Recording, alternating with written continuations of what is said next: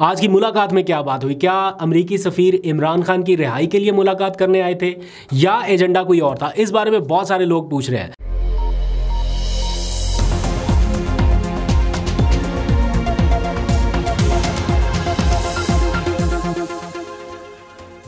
बिस्मिल्लाहिर्रहमानिर्रहीम, अस्सलाम वालेकुम। पाकिस्तान और दुनिया भर में देखने और सुनने वालों को अब्दुल कादिर का सलाम।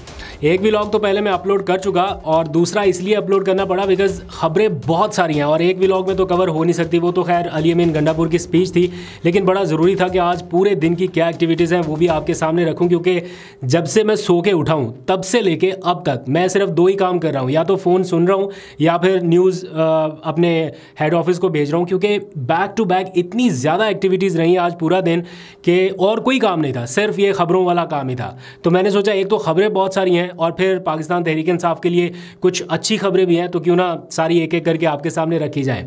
तो जो इन सारे मामलात में सबसे अहम जो दो हाईलाइट्स थी, बल्कि तीन हाईलाइट्स, सुप्रीम कोर्ट का आज का डिसीजन जिसके ऊपर काफ़ी एक साइड जो है वो थोड़ी परेशान है कि ये क्या हो गया, और दूसरी साइड जो है वो शायद थोड़ी जल्दबाजी में है। तो अभी जल्दबाजी कोई नहीं करनी, लेकिन पॉजिटिव डेवलपमेंट है। और दूसरी पॉजिटिव डेवलपमेंट, आज आपको मालूम है कि अमरीकी सफ़ीर की पीटीआई के रहनुमाओं से मुलाकात हुई। इसको पॉजिटिव डेवलपमेंट मैं इसलिए कह रहा हूँ, बहुत सारे लोग ये भी कहने लग जाते हैं कि जिस अमेरिका के बारे में इतना कुछ कहते रहे उसी के सफ़ीर से मिलके ये उछल कूद कर रहे हैं।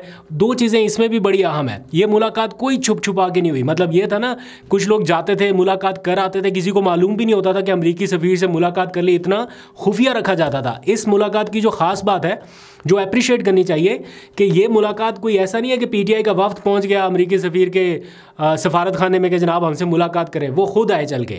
और यही बताया गया जब दफ्तर ख़ारजा की जानिब से बताया गया पीटीआई के लोगों को कि अमरीकी सफ़ीर मुलाकात करना चाहते, तो उनसे ये कहा गया कि वो अपोजिशन लीडर के चैम्बर में आके मुलाकात करें, यानी थ्रू प्रॉपर चैनल आए। और ये बड़ा अच्छा है कि कोई चीज़ पोशीदा नहीं थी, हर चीज़ की फीड फ़ौरन आ रही थी। मैंने ये न्यूज़ उस वक्त ब्रेक की जब ये मुलाकात हो रही थी, यानी ऐसा नहीं कि ख़त्म हो गई थी। जब ये मुलाकात हो रही थी, शुरू हुई तब मीडिया के ऊपर आई, ख़त्म हुई तब मीडिया के ऊपर आई, बाद में इसका पूरा एलामिया जारी किया गया। तो कुछ भी छुपा ढका नहीं है, एक चीज़ ये। और फिर तीसरा जो सबसे इम्पॉर्टेंट था वो था पीटीआई का ग्रैंड इजलास, जिसमें आज पूरे मुल्क की जो मुंतखब क़यादत है या नुमाइंदगान है या तंजीमी ज़िली ओहदेदार हैं, उनको बुलाया गया इमरान खान का मैसेज कन्वे करने के लिए। उसमें कराची, लाहौर, पेशावर, यानी कि सारे मुल्क की भी और मरकज़ की भी क़यादत शरीक थी। तो और फिर साथ साथ प्रेस कॉन्फ्रेंस भी हो रही है। इधर शेर अफजल मरवत वाला मामला फिर से खुल गया, सुबह सुबह वो कहते हैं नया कट्टा खुल जाना। अभी नींद से आंख नहीं खुली थी तो पता चला कि जनाब शेर अफजल मरवत का नाम रिप्लेस हो गया।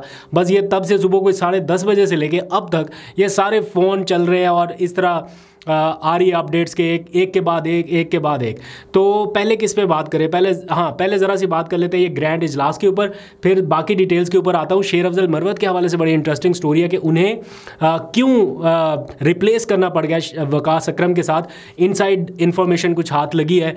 वैसे तो बड़े मजबूत उम्मीदवार थे, लेकिन उनकी कुछ दो बातों से, एक से नहीं दो बातों से इमरान खान नाराज़ है।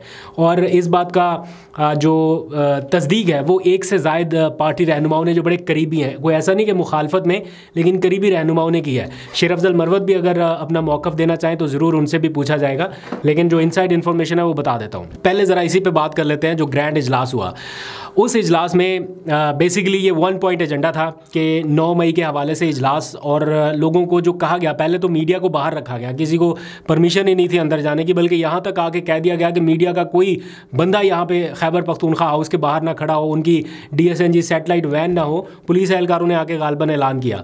तो फिर सहाफ़ियों ने सोचा कि ऐसा कैसे हो सकता है, इतना बड़ा इवेंट है, इसकी इनसाइड इन्फॉर्मेशन लिए बगैर कैसे जा सकता है। तो फिर ना सिर्फ अंदर गए बल्कि जाके पूरी तकारीर बराह रास्त सुनी और पता चला कि ये इजलास किस लिए था। 1 पॉइंट एजेंडा था कि जनाब 9 मई के हवाले से जो पीटीआई है वो उसको किस नज़र से अभी देख रही है और आगे का क्या लायामल है, क्या करना है।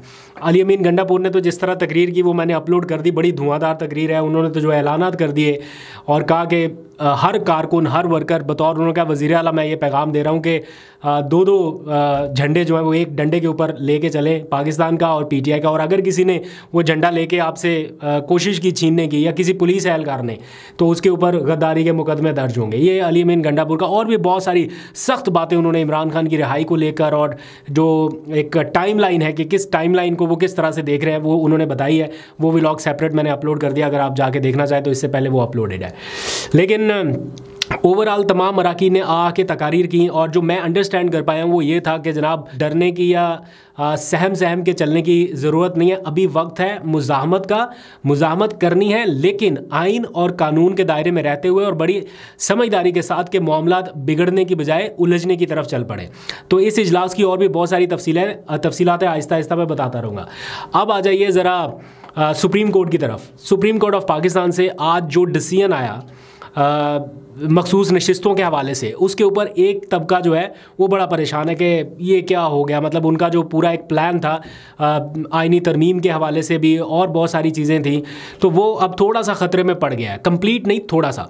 और दूसरी तरफ का जो ग्रुप है वो इसको बहुत ज़्यादा सेलिब्रेट कर रहा है, लेकिन अभी भी बड़ी गेम बाकी पड़ी है। अभी लार्जर बेंच फिर से बनना है, क्योंकि मामला चला गया जजेस के पास कि लार्जर बेंच बनाया जाए। लेकिन जो साय ऑफ रिलीफ है पीटीआई के लिए वो ये कि फ़ैसला फ़िलहाल इलेक्शन कमीशन का मुअत्तल हो गया। ना सिर्फ इलेक्शन कमीशन का बल्कि पेशावर हाई कोर्ट का भी फैसला मुअत्तल हो गया, जो मखसूस नशिस्तों के हवाले से पीटीआई के खिलाफ गया था। तो अब एक चीज़ से समझा देता हूँ आपको, या एक बड़ी सिंपल सी बात जजेस ने आज पूछी है कि अगर बिलफर्ज 206 नशिस्तों के ऊपर इंतखाबात हुआ, 200 नशिस्तों के ऊपर आज़ाद उम्मीदवार कामयाब हो गए, आपकी अंडरस्टैंडिंग के लिए समझ लें कि पीटीआई के उम्मीदवार कामयाब हो गए आज़ाद हैसियत में, और बाकी सारी सियासी जमातों के पास 6 लोग कामयाब हुए, तो जो इन 200 लोगों की मखसूस नशिस्तें बनती थी जो इनके पास जानी चाहिए थी, क्या वो सारी की सारी इन 6 लोगों के पास चली जाएंगी? ऐसा तो किसी सूरत नहीं हो सकता, ना होना चाहिए। अगर आइन खामोश भी है बिलफर्ज कहीं पे, तो दैट डजंट मीन कि एक ग्रुप के साथ आप इतनी ज्यादती कर दें कि उसका पूरा उसकी मखसूस नशिस्तें जो है वो मालिक नीमत समझ के आप बाकियों में बांट दें, कि उनके पास अपनी जो नशिस्तें हैं वो भी आ गई, प्लस किसी और की लपेट के भी आपने उनको दे दी। तो ये तो नहीं हो सकता। तो ये बड़ी क्लियर सी बात है। अगर कोई भी कानून और इंसाफ के दायरे में रह के बात करे तो ये पॉसिबल नहीं है। लेकिन चूंकि यहाँ पर कानून, इंसाफ, ये सारी चीज़ें बात करते हुए भी थोड़ा सा ऐसा लगता है कि यार क्या बात कर रहे हैं, तो इसलिए सब कुछ ही पॉसिबल है। और वो हुआ भी, इलेक्शन कमीशन ने करके भी दिखाया। उन्होंने कहा जहाँ आइन में कुछ नहीं लिखा वहाँ पे हम अपने तौर पे इसकी तशरीह कर लेते हैं, हालांकि तशरीह का काम अदलिया का है, सुप्रीम कोर्ट का है। एनीवेज, जो आज का फैसला आया वो पीटीआई के लिए फ़िलहाल एक बड़ा रिलीफ है, जब तक ये अंडू नहीं हो जाता। अब चूंकि फैसला मुअत्तल हो गया, तो जब तक ये फैसला अंडू नहीं हो जाता तब तक तो कोई आइनी तरमीम या कोई एक्सटेंशन वो वाली बात नहीं है। तो इसलिए बड़ा रिलैक्स रहना पड़ेगा।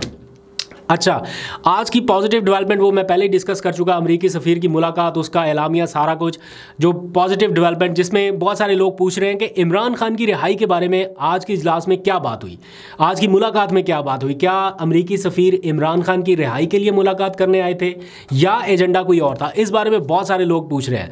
तो मैंने भी मालूम करने की कोशिश की, बहुत सारे लोगों से जानने की कोशिश की कि पीटीआई का तो नैरेटिव सामने आ गया कि पीटीआई ने क्या बातचीत की, क्या इमरान खान की रिहाई के हवाले से हुई। द आंसर इज के उनकी रिहाई के लिए अमरीकी सफ़ीर से ना तो मुतालबा किया गया कि उनको रिहा करवाने में कोई मदद दी जाए, और ना ही कोई अमरीकी सफ़ीर की जानिब से इस किस्म का कोई वो क्या कहते हैं, कोई डील टाइप कोई चीज़ या ऐसा कोई पैकेज जो है वो ऑफ़र किया गया। तो ये मुलाकात बहरहाल उनकी ख्वाहिश पे हुई, अमरीकी सफ़ीर की ख्वाहिश पे। और पीटीआई ये समझती है, दो चीज़ें बड़ी क्लियर है कि ना तो अमरीकी सफ़ीर इस कैपेसिटी में है या इस पोजीशन में है कि वो इमरान खान को रिहाई दिलवा सकें, और ना ही पाकिस्तान तहरीक इंसाफ को बतौर जमात किसी मुल्क के सफ़ीर से ये तहफ़्फ़ुज़ात ज़ाहिर करने चाहिए या ये एक्सपेक्ट भी करना चाहिए, जो कि बहुत अच्छी बात है। कल को कोई कहे कि जनाब आप तो अमरीकी सफ़ीर के पैरों में पड़े हुए थे, जिनको आप ये कहते थे वो कहते थे, तो आप तो उनके तरले कर रहे थे, तो तरलों वाली कोई बात नहीं है। कोई इमरान खान की रिहाई का मुतालबा नहीं किया गया। हाँ, जो चीज़ें रखी गई हैं वो मैं बता देता हूँ। रूल ऑफ लॉ, आइन की हुक्मरानी का एक तरह से डिस्कस हुआ कि ये चीज़ होनी चाहिए तभी आगे बढ़ सकते हैं। फिर इंसानी हकूक़ की जो अमरीकी डिपार्टमेंट की रिपोर्ट है उसका जिक्र हुआ कि पाकिस्तान में जो आइनी हकूक़ की वायलेशंस हुई हैं रिसेंट टाइम में, उसके बारे में अमेरिका ख़ुद क्या कहता है उसके ऊपर बातचीत हुई। फिर जो बोगस केसेस बनाए गए हैं इमरान खान के ऊपर पार्टी वर्कर्स के ऊपर और जो ख़वातीन कारकुनान हैं उनके ऊपर, इसके ऊपर ज़रूर बात हुई इंसानी हकूक़ की खिलाफ वर्जियों के तनाजुर में कि ये जो केसेस कायम किए गए हैं ये भी बोगस है। लेकिन ये मुतालबा नहीं किया गया कि अमेरिका कोई किरदार अदा करे या अमेरिकी सफ़ीर आके किसी से बातचीत करे, प्लस मुआशी रवाबत के हवाले से बातचीत हुई। तो ये वो सारी चीज़ें हैं जिनके ऊपर एक एक करके डिस्कशन हुई और मुलाकात का हो जाना इतने गैप के बाद ये बड़ी अच्छी पेशरफ्त है। ताल्लुकात किसी से भी आपको ख़राब नहीं करने चाहिए, और ख़ास तौर पे जिनका इन्फ्लुएंस हो, आप माने या ना माने इन्फ्लुएंस तो रहता है, तो उनके साथ ताल्लुकात बिगाड़ने की ज़रूरत नहीं है, लेकिन बराबरी की सतह पर होना चाहिए। अगर किसी ने मुलाकात की ख्वाहिश का इजहार किया तो ये नहीं है कि हम भागे भागे चले जाएँ, उनको करनी है आइए कीजिए, नेक्स्ट टाइम बेशक आप चले जाइए, लेकिन आगाज़ तो अच्छे तरीके से हुआ। अच्छा, अब आ जाइए ज़रा शेर अफजल मरवत वाले मामले पे। मैंने आपको बताया कि बड़ी अंदरूनी कहानी ये है कि उनको क्यों रिप्लेस कर दिया गया। ये क्वेश्चन आज सुबह से बहुत सारे लोग पूछ रहे थे और मैंने भी डिग आउट करने की कोशिश की, तो पता ये चला कि इमरान खान को उनकी दो बातें नागवार गुजरी हैं। ज़ाहिर बात है इमरान खान से मुलाकात तो नहीं कर सकते कि उनका बिल्कुल एज इट इज़ वर्जन जाना जा सके। पार्टी के डिफरेंट सोर्सेज होते हैं जिनसे बात करते हुए ये पता चल सकता है। पहली बात ये कि इमरान खान ने दो नाम दिए इनको रिप्लेस करने के लिए, एक हामिद रज़ा का जो कि सुन्नी इत्तेहाद कौंसिल के सरबराह हैं, दूसरा ये शेख वकास अकरम का। हामिद रज़ा साहब ने कहा कि जनाब मैं किसी कंट्रोवर्सी में नहीं आना चाहता, कुछ भी हो जाए मुझे आप कंट्रोवर्सी से दूर रखें, इसलिए मैं कोई ऐसा ओहदा नहीं लेना चाहता कि पार्टी के अंदर कोई रिफ्ट पड़े। तो उन्होंने माजरत कर ली, उन्होंने कहा मैं ये ओहदा नहीं ले सकता। तो फिर शेख वकास अकरम थे, उनके पास ये चला गया ओहदा और उसके लिए पॉलिटिकल कमेटी ने एक इजलास किया और उस इजलास में सब लोगों की राय ली गई। मेरी इन्फॉर्मेशन के मुताबिक 3 वोट पड़े शेर अफजल मरवत साहब को उनके हक में कि तीन लोग चाहते थे कि वो बने पीएसी के चेयरमैन, जबकि बाकी जो लोग थे 21 में से 18 लोग इस हक में थे कि वकास अकरम बन जाए। तो एक बड़ी बाय फॉर मेजॉरिटी के साथ ये फैसला हो गया। अब आ जाइए कि इमरान खान नाराज़ क्यों थे या क्यों ये फ़ैसला तब्दील करना पड़ा। इसलिए कि शेर अफजल मरवत के जो 2 चीज़ें थी वो उनके अगेंस्ट चली गई। एक सऊदी अरब के हवाले से उनका रिसेंट स्टेटमेंट जो कि एक मुतनाज़ बयान था जिसमें उन्होंने रजीम चेंज का जिम्मेदार सऊदी अरब को भी ठहराया। हालांकि इमरान खान ने कहीं किसी भी प्लेटफॉर्म पे ये बात नहीं की, क्योंकि बहुत क्लोज लोगों से भी रब्ता रहा, उनके साथ खुद मुलाकातें रहीं, किसी मुलाकात में इमरान खान ने इसका इजहार नहीं किया। बट शेर अफजल मरवत ने जब ये बात की तो इमरान खान ने इस पर बरहमी का इजहार किया, उनकी सरजनिश की और इसका इतराफ़ खुद शेर अफजल मरवत ने आके किया। तो इमरान खान इस मौके पर ये सोच रहे हैं, जो हमें सोर्सेज ने बताया कि आने वाले दिनों में सऊदी वली अहद मोहम्मद बिन सलमान पाकिस्तान का दौरा करने वाले हैं और इस दौरे के दौरान या इस दौरे से पहले शेर अफजल मरवत को ही इतनी अहम जिम्मेदारी सौंपना ये एक अच्छा जेस्चर नहीं जाएगा, इसलिए ये फ़ैसला हुआ कि उनका नाम रिप्लेस कर दिया जाए। फिर दूसरा जो ख्वाजा आसिफ के साथ उनकी मुलाकात है, मैं इस मुलाकात का चशमदीद गवाह नहीं हूँ, ना मैंने देखी है, लेकिन ख्वाजा आसिफ से उनकी मुलाकात चाहे वो कॉरिडोर में हुई या उनके चैम्बर में हुई या स्पीकर चैम्बर या कहीं पे भी हुई, इस मुलाकात को भी कुछ हलकों ने पसंद नहीं किया, ख़ास तौर पर इमरान खान और उनके करीबी हलकों ने। तो इस वजह से भी बताया जा रहा है कि उनका नाम रिप्लेस हुआ। लेकिन शेर अफजल मरवत साहब अभी भी ये बता रहे हैं कि कोई नाम रिप्लेस नहीं हुआ और वो कल इमरान खान से इस हवाले से बात करेंगे और जो भी चीज़ है वो सामने लाएंगे। लेकिन ये चीज़ कंफर्म है, बेशक नाम तब्दील हुआ है नहीं हुआ जो कुछ भी है, बट एक चीज़ वाज़े हो गई कि इस ओहदे की वजह से बहुत सारे तनाज़ात पैदा हो रहे हैं, बहुत सारी रिफ्ट्स पैदा हो रही हैं, आपस में इख्तलाफात बढ़ रहे हैं। आज अली अमीन गंडापुर ने भी इजलास करते हुए कहा कि कोई अगर अंदर के इख्तलाफात को मीडिया पे ला रहा है या कहीं पे भी डिस्कस कर रहा है या कुछ भी कर रहा है, वो इमरान खान के कॉज को उससे ज़्यादा नुकसान पहुँचा रहा है। तो देखते हैं शेर अफजल मरवत का स्टैंस सही प्रूव होता है या बाकी पार्टी के लोग सही साबित होते हैं, वक्त बताएगा। अभी तक के लिए इतने, अपना बहुत सा ख्याल रखिए, अल्लाह हाफिज़।